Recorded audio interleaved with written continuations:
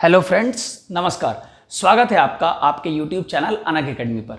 Friends, भारतीय राज्य व्यवस्था का एक पार्ट हमने कर लिया है और आज हम भारतीय राज्य व्यवस्था का सेकंड पार्ट करेंगे, जिसमें हम संविधान सभा, जो भारतीय संविधान सभा थी, उससे रिलेटेड 20 मोस्ट इंपॉर्टेंट क्वेश्चंस करेंगे।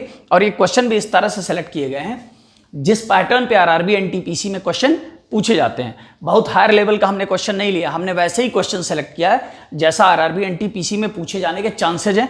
और आप सबको पता है कि भारतीय संविधान सभा कितना महत्वपूर्ण होता है। कोई भी ऐसा पेपर नहीं होगा जिसमें आप संविधान सभा से एक आध क्वेश्चन न देखें। तो चलिए बिना देर के स्टार्ट करते हैं। पहला क्वेश्चन है, भारत में संविधान सभा के गठन का विचार सर्वप्रथम किसने तथा कब रखा? है ना, देखिए, संविधान सभा के गठन का विचार डॉक्टर एम एन रॉय ने रखा था। और कब रखा था? 1934 में रखा था, है ना। डॉक्टर एम एन रॉय जो हैं वो भारतीय कम्युनिस्ट पार्टी के संस्थापक हैं। यही भारतीय कम्युनिस्ट पार्टी के संस्थापक भी थे और मैक्सिकन कम्युनिस्ट पार्टी से भी रिलेटेड थे। ये डॉक्टर एम एन रॉय बहुत ही विद्वान आदमी थे, लेखक थे। और 1934 में सर्वप्रथम संविधान सभा के गठन का विचार इन्होंने ही दिया था कि भारत के लिए एक संविधान सभा का गठन होना चाहिए जो भारत के लिए एक संविधान का निर्माण करे और उस संविधान के आधार पे ही देश को चलाया जाए। ठीक है ना। तो डॉक्टर एम एन रॉय याद रखिएगा, महत्वपूर्ण क्वेश्चन है। अगला प्रश्न देखते हैं, किस वर्ष आईएनसी यानी इंडियन नेशनल कांग्रेस ने पहली बार संविधान निर्माण हेतु आधिकारिक रूप से संविधान सभा के गठन की मांग की थी? पूरा क्वेश्चन देखिएगा। इंडियन नेशनल कांग्रेस ने पहली बार संविधान निर्माण हेतु आधिकारिक रूप से संविधान सभा के गठन की मांग की थी, तो ठीक एक साल बाद 1935 में, है ना। 1935 में भारतीय राष्ट्रीय कांग्रेस ने आधिकारिक रूप से संविधान सभा के गठन की मांग अंग्रेजों के सामने रखी थी। तीसरा प्रश्न देखिए, एक निर्वाचित संविधान सभा द्वारा, निर्वाचित संविधान सभा द्वारा मतलब संविधान सभा ऐसा हो जिसके मेंबर्स इलेक्टेड हो, निर्वाचित होके आए, द्वारा सर्वप्रथम भारत के संविधान का निर्माण करने का प्रस्ताव किसके द्वारा दिया गया था? मतलब किसने सर्वप्रथम ये प्रस्ताव दिया था कि भारत के संविधान सभा का निर्माण करने के लिए एक संविधान सभा का क्या हो? चुनाव हो, यानी निर्वाचित हो। तो ये दिया था क्रिप्स मिशन ने। आप सबने सुना होगा इसका नाम, क्रिप्स मिशन। ये कब आया था भारत में? ये आया था 1942 में और ये फेल रहा था, बुरी तरह से फेल रहा था, है ना। ये क्रॉस करने का मतलब ये नहीं है कि ये गलत है, मतलब ये है कि ये फेल रहा था। जिस मिशन से आया था, जो इसका उद्देश्य था, उसमें सफल नहीं रहा और बुरी तरह से फेल होकर इंग्लैंड वापस चला गया। तो 1942 में इसमें बहुत सारी विवादित बातें थी, है ना। और ये भी कहा जाता है कि जो चीज सोच के इसको ब्रिटेन से भेजा गया था वो लोकल लेवल पे उसमें कुछ चेंजेस कर दिए गए थे, तो इसलिए ये स्वीकार नहीं किया गया और ये फेल रहा। तो क्रिप्स मिशन ने ही 1942 में सर्वप्रथम ये एक प्रस्ताव रखा था कि भारत में संविधान सभा के गठन के लिए, है ना, एक संविधान सभा का गठन कैसे किया जाए? एक निर्वाचित संविधान सभा के द्वारा किया जाए। ये क्रिप्स मिशन ने ही रखा था। और क्रिप्स मिशन मतलब किसके नाम पे क्रिप्स रखा गया? Sir Stafford Cripps, Stafford Cripps के नाम पे, है ना। स्टैफर्ड क्रिप्स के नाम पे इनका पूरा नाम था। यही अध्यक्ष थे इस मिशन के, तो इन्हीं के नाम पे रखा गया था। अगला देखते हैं, संविधान सभा में सदस्यों का चुनाव कैसे हुआ था? देखिए, संविधान सभा में हमने कई बार पढ़ा है 389 सदस्य और इतने जो है वो प्रांतों से और इतने तमाम, है ना, जो डायरेक्ट आए थे। तो बात यह है कि इनका जो चुनाव हुआ था वो कैसे हुआ था? जो प्रांतों से थे, आपने पढ़ा है ना कि 10 लाख की जनसंख्या पे एक मेंबर था। प्रांतों से, ये भी याद रखिए, पूछा जाता है कि एक सदस्य कितनी जनसंख्या पे था, तो याद रखिएगा ये बात पूछा जा सकता है। 10 लाख जनसंख्या पे एक सदस्य का चुनाव हुआ था, लगभग यही एस्टिमेट था। तो संविधान सभा में जो सदस्यों का चुनाव क्या जनता ने किया था प्रत्यक्ष रूप से? तो मैं बताऊं कि नहीं, जनता ने संविधान सभा के सदस्यों का चुनाव प्रत्यक्ष रूप से नहीं किया था। प्रांतीय असेंबली जो थी, है ना, जो प्रांतीय विधानसभा थी, उसने, प्रांतीय विधानसभा ने संविधान सभा के सदस्यों को चुना था। ठीक है ना। तो किसने चुना था? प्रांतीय विधानसभा के सदस्यों ने, प्रांतीय विधानसभा द्वारा। जैसे आप समझिए कि जैसे राज्यसभा का चुनाव होता है, तो भारत में राज्यसभा का चुनाव कौन करता है? क्या जनता प्रत्यक्ष रूप से राज्यसभा का चुनाव करती है? नहीं। जो भारत में जो राज्यों के विधानमंडल हैं, राज्यों के जो विधानमंडल हैं उसके जो सदस्य होते हैं वो राज्यसभा के सदस्यों का चुनाव करते हैं। और उसमें भी ये बात ध्यान दीजिएगा, कुछ लोग कंफ्यूज रहते हैं, विधान परिषद के सदस्य, हालांकि मैं थोड़ा सा इस टॉपिक से अलग हो रहा हूं लेकिन फिर भी इंपॉर्टेंट बात है इसलिए बता दे रहा हूं। विधान परिषद के जो सदस्य होते हैं, जैसे यूपी में और भी 7-8 जगह पे विधान परिषद है ना, अभी उड़ीसा में भी पारित हुआ है, तो जो विधान परिषद के सदस्य होते हैं वो राज्यसभा के चुनाव में भाग नहीं लेते हैं, सिर्फ विधानसभा के सदस्य, याद रखिएगा, ठीक है। तो ठीक उसी तर्ज पे जो प्रांतीय विधानसभा के सदस्य थे उनके द्वारा संविधान सभा के सदस्यों का चुनाव हुआ था, ना कि प्रत्यक्ष रूप से जनता के द्वारा। तो ये बात भी क्लियर है, ये क्वेश्चन इंपॉर्टेंट है। अगला देखिए, किसके द्वारा सुझाए गए प्रस्तावों के तहत नवंबर 1946 में संविधान सभा का गठन हुआ था? तो देखिए एक बात तो ये पता चली कि संविधान सभा का गठन कब हुआ था भाई, तो संविधान सभा का गठन हुआ था नवंबर 1946 में। नवंबर 1946 में किसके द्वारा सुझाए गए प्रस्तावों के तहत हुआ था? तो कैबिनेट मिशन, है ना, कैबिनेट मिशन। अभी देखिए ऊपर आपने पढ़ा था क्रिप्स मिशन, वो फेल रहा था, कैबिनेट मिशन फेल नहीं रहा। कैबिनेट मिशन के सुझावों को मान लिया गया और इसी के सुझावों के आधार पर, और ये कैबिनेट मिशन कब, ये भी जान लीजिए 1946 लिखा ही है ना, वो तो खैर भाई ये 1946 लिखा ही है। तो कैबिनेट मिशन फरवरी 1946 में करीब ये भारत आया था, है ना। तो इसी के जो सुझाव थे उन्हीं सुझावों के आधार पर भारत में संविधान सभा का गठन नवंबर 1946 में हो गया।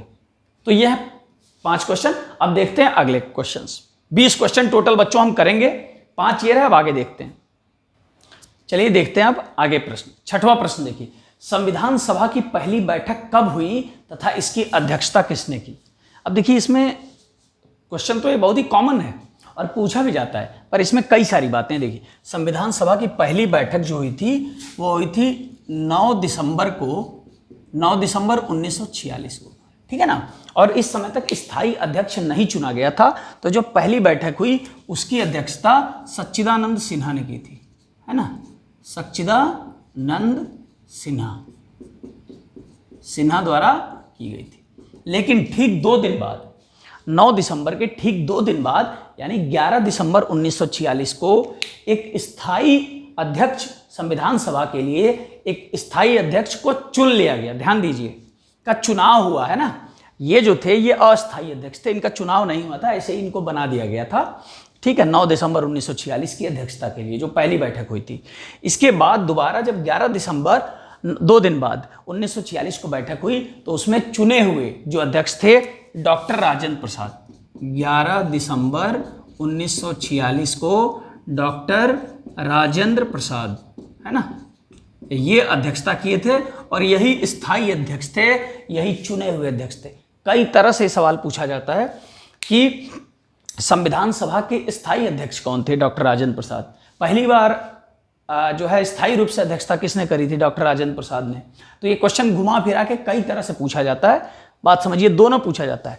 पहली बैठक की अध्यक्षता अगर पूछा जाए और उसमें स्थायी की बात ना हो, चुने हुए अध्यक्ष की बात ना हो, तो 9 दिसंबर 1946 को सच्चिदानंद सिन्हा, और इसके बाद स्थायी रूप से चुन लिया गया था और 11 दिसंबर को जो बैठक हुई थी उसकी अध्यक्षता डॉक्टर राजेंद्र प्रसाद ने की थी। और आगे भी अध्यक्ष यही थे क्योंकि ये चुने हुए अध्यक्ष थे और ये चुने हुए नहीं थे, ठीक है ना, बात क्लियर हो गई। आगे देखते हैं, संविधान सभा में कितने उपाध्यक्ष थे? अब देखिए संविधान सभा के अध्यक्ष तो डॉक्टर राजेंद्र प्रसाद, पर उपाध्यक्ष इसके कितने थे? 2 थे। एक थे doctor H.C. Mukherjee, doctor H.C. Mukherjee, और एक थे वीटी कृष्णामाचारी, तो कोशिश करिएगा कि नाम याद रहे। हालांकि जैसे क्वेश्चन में है कि संविधान सभा में कितने उपाध्यक्ष थे, तो अध्यक्ष तो एक थे डॉक्टर राजेंद्र प्रसाद, 2 उपाध्यक्ष भी थे, एक थे डॉक्टर H.C. मुखर्जी और दूसरे थे वीटी कृष्णामाचारी, ठीक है ना, वीटी कृष्णामाचारी। H.C. मुखर्जी और वीटी कृष्णामाचारी 2 लोग ये उपाध्यक्ष थे और 2 उपाध्यक्ष थे, कुल मिला के यही थे।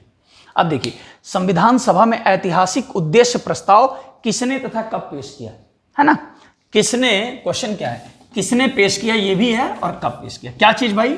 ऐतिहासिक उद्देश्य प्रस्ताव, महत्वपूर्ण प्रश्न है। ऐतिहासिक उद्देश्य प्रस्ताव हम सबको पता है जवाहरलाल नेहरू ने पेश किया था, है ना, जवाहरलाल नेहरू ने ऐतिहासिक उद्देश्य प्रस्ताव पेश किया था संविधान सभा में, और कब किया था? तो देखिए, याद रखिए कैसे। पहली संविधान सभा की बैठक 9 दिसंबर, स्थायी रूप से अध्यक्ष 11 दिसंबर, और ठीक उसके 2 दिन बाद और संविधान सभा में ऐतिहासिक उद्देश्य प्रस्ताव 13 दिसंबर 1946 को जवाहरलाल नेहरू ने पेश किया था, है ना। तो उद्देश्य प्रस्ताव का मतलब ये था कि संविधान का स्वरूप क्या होगा, ढांचा कैसा होगा। जो ऐतिहासिक उद्देश्य प्रस्ताव था वो पढ़ने पे ये पता चलता था कि जैसे हम ढांचा, अपने संविधान का ढांचा कैसा रखना चाहते हैं, उसका उद्देश्य क्या है, पूरा मतलब एक होता है ना जिसको सारांश कहते हैं। अगर पूरे संविधान को आपको 8-10 लाइन में लिख के बताना हो कि इस पूरे संविधान में एक्चुअली आप क्या करना चाहते हैं देश के लोगों के लिए, तो वो बात है ना, उसको उद्देश्य प्रस्ताव, मतलब क्या उद्देश्य है, क्या उद्देश्य है संविधान बनाने का, किस तरह का देश हम बनाना चाहते हैं, तो वो एक उद्देश्य प्रस्ताव था। और 13 दिसंबर 1946 को पंडित जवाहरलाल नेहरू द्वारा संविधान सभा में पेश किया गया था। आगे देखते हैं, राष्ट्रीय ध्वज को कब अपनाया गया? देखिए ये भी महत्वपूर्ण सवाल है। 22 जुलाई 1947 को, मतलब आज़ादी के पिछले महीने। आज़ादी कब हुई थी? 15 अगस्त 1947। ऑफिशियली हमें आज़ादी कब मिली थी? 15 अगस्त 1947। तो ठीक उससे पिछले महीने में, अब डेट तो अलग है ना, मतलब कि एक हफ्ते बाद की है। 15 जुलाई अगर आप देखते तो 15 और 7 22, एक हफ्ते बाद की है, ठीक है ना। तो लेकिन पिछले महीने में 22 जुलाई 1947, याद रखिएगा 22 जुलाई 1947 को राष्ट्रीय ध्वज को अपना लिया गया था, ठीक है।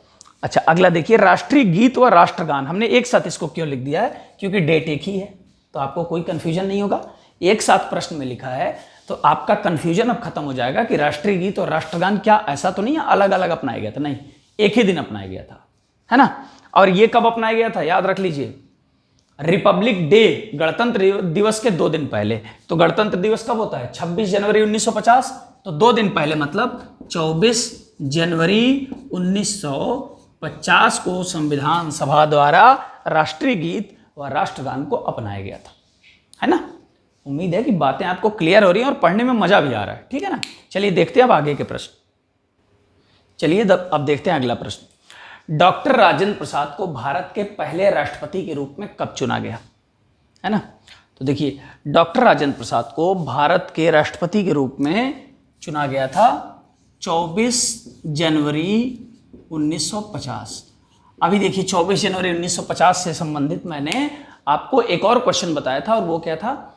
राष्ट्रीय गीत व राष्ट्रगान को भारत के संविधान सभा द्वारा कब अपनाया गया था? वो भी था 24 जनवरी 1950। डॉक्टर राजेंद्र प्रसाद को भारत के पहले राष्ट्रपति के रूप में कब चुना गया? 24 जनवरी 1950।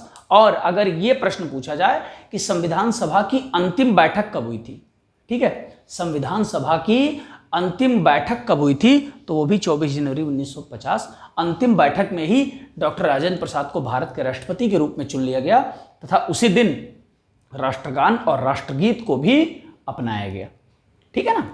तो ये याद रखिएगा, 24 जनवरी 1950 भी कम महत्वपूर्ण डेट नहीं है।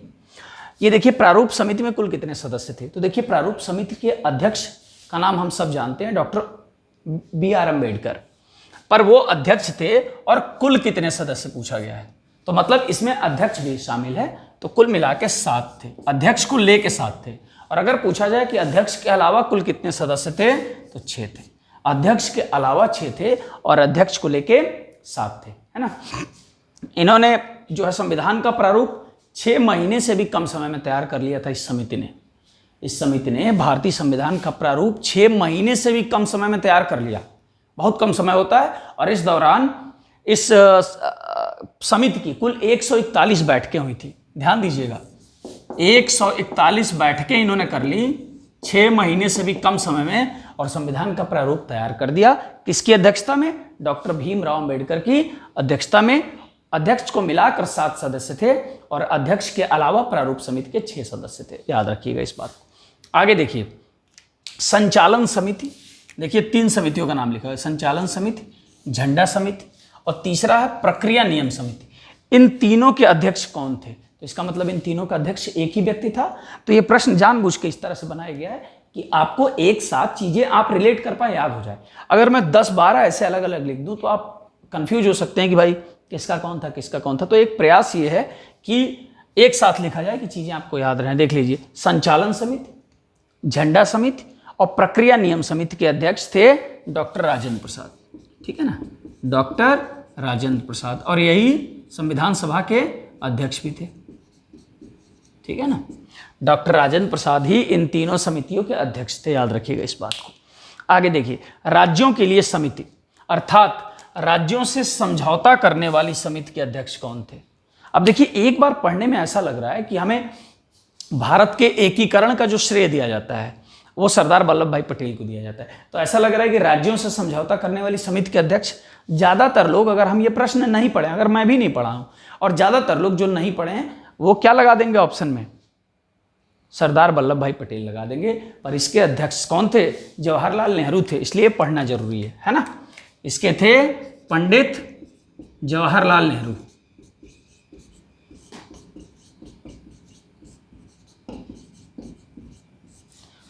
फिर से देख लीजिए क्वेश्चन एक बार, राज्यों के लिए समिति, अर्थात राज्यों से समझौता करने वाली समिति के अध्यक्ष थे पंडित जवाहरलाल नेहरू, ठीक है।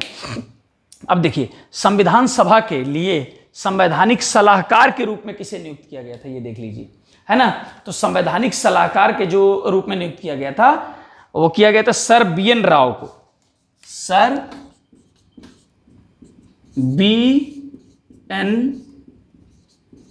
BN राव को, है ना।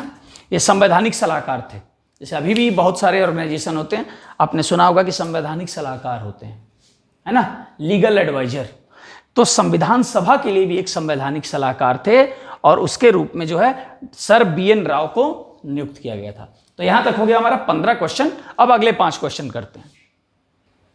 अब देखते हैं 16वां प्रश्न, भारतीय संविधान के प्रमुख सुलेखक कौन थे, है ना, मतलब किसने लिखा था भारतीय संविधान को।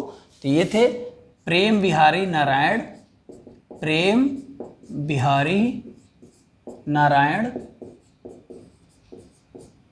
रायजादा, है ना, रायजादा। इन्होंने ही इटैलिक फॉन्ट में भारत का संविधान पूरा हाथों से लिखा था, है ना, मतलब और भी लोग होंगे लेकिन प्रमुख सुलेखक यही थे, प्रेम बिहारी नारायण रायजादा। इन्होंने ही इटैलिक फॉन्ट में भारत का संविधान, इसीलिए कहते हैं कि भारत का संविधान दुनिया का सबसे बड़ा हस्तलिखित संविधान है, जिसको हाथ से लिखा गया है। तो दुनिया का सबसे बड़ा हाथ से लिखा हुआ संविधान भारत का है और प्रमुख सुलेखक थे प्रेम बिहारी नारायण रायजादा। महत्वपूर्ण प्रश्न है, याद रखिएगा। अब अगला देखिए, मूल संविधान के हिंदी संस्करण का सुलेखन किसके द्वारा किया गया है ना। तो हिंदी में किसके द्वारा लिखा गया है, तो हिंदी में लिखा गया वसंत कृष्ण वैद्य के द्वारा। देखिए, वसंत कृष्ण वैद्य के द्वारा इसको हिंदी में लिखा गया है। भारतीय संविधान को हिंदी में, या तो कहिए कि क्या कर लिया गया, ट्रांसलेट कर लिया गया। पहले तो इंग्लिश में लिखा गया, फिर ट्रांसलेट करके वसंत कृष्ण वैद्य के द्वारा इसको हिंदी में लिखा गया, हिंदी संस्करण का सुलेखन किया गया। अब अगला महत्वपूर्ण प्रश्न है, देखिएगा, संविधान सभा में डॉक्टर BR अम्बेडकर का निर्वाचन कहां से हुआ था, है ना। अभी हमने बताया कि संविधान सभा के जितने सदस्य थे वो निर्वाचित होके, ज्यादातर क्या थे, प्रांतीय विधानमंडलों से निर्वाचित होके आए थे। तो ये कौन से प्रांत से निर्वाचित होके आए थे, तो ये बंगाल से निर्वाचित होके आए थे, है ना। ये जो है बंगाल से इनका निर्वाचन हुआ था। डॉक्टर BR अम्बेडकर का निर्वाचन कहां से हुआ था, बंगाल से हुआ था, इस बात को याद रखिएगा। आगे देखिए, कैबिनेट मिशन के प्रस्ताव पर गठित अंतरिम मंत्रिमंडल 1946 में विधि मंत्री कौन थे। अब एक बात आपको यहां पे ये समझना है ना, एक बात पहले तो ये समझिए कि अंतरिम मंत्रिमंडल 1946 में, और 1946 में तो अभी भारत आजाद ही नहीं हुआ था। तो अंतरिम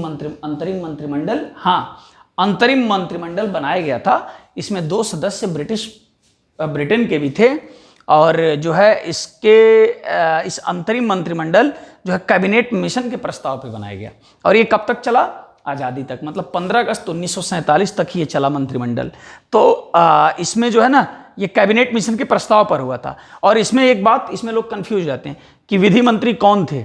विधि मंत्री ज्यादातर हम क्या सोचते हैं, हमने पढ़ा हुआ है कि विधि मंत्री कौन थे, डॉक्टर BR अम्बेडकर। लेकिन BR अम्बेडकर अंतरिम मंत्रिमंडल जो 1946 था उसमें नहीं थे, है ना। वो जब आजाद हुआ 1947 के बाद तब थे। ये थे जोगेंद्र नाथ मंडल, जोगेंद्र नाथ मंडल। इस बात को याद रखिएगा, क्योंकि ये सब ऐसे प्रश्न हैं जहाँ कन्फ्यूजन हो जाता है और हमें ऐसा लगता है कि हमने बिल्कुल सही किया है, और जब आंसर की आता है तो तब हम सोचते हैं घर आके देखते हैं। तो ये सब ऐसे क्वेश्चन हैं। कैबिनेट मिशन के प्रस्ताव पर गठित अंतरिम मंत्रिमंडल 1946 में विधि मंत्री थे जोगेंद्र नाथ मंडल। अब यहां देखिए, स्वतंत्र भारत के पहले मंत्रिमंडल में विधि मंत्री, इसीलिए दोनों प्रश्न को एक साथ रखा गया है। ये डॉक्टर B.R. अम्बेडकर थे, इसमें कोई डाउट नहीं है ना। Doctor B.R. अम्बेडकर थे, स्वतंत्र भारत का जो प्रथम मंत्रिमंडल था उसमें। लेकिन जो अंतरिम मंत्रिमंडल था, है ना, इसमें जो थे विधि मंत्री कौन था? जोगेंद्र नाथ मंडल थे। और इसमें कृषि मंत्री कौन था? डॉक्टर राजेंद्र प्रसाद थे। ये भी पूछा जाता है कि अंतरिम मंत्रिमंडल में कृषि मंत्री कौन था, तो कृषि मंत्री याद रखिएगा, खाद्य मंत्री, कृषि मंत्री ये थे डॉक्टर राजेंद्र प्रसाद। तो ये 20 क्वेश्चन हमने महत्वपूर्ण किया।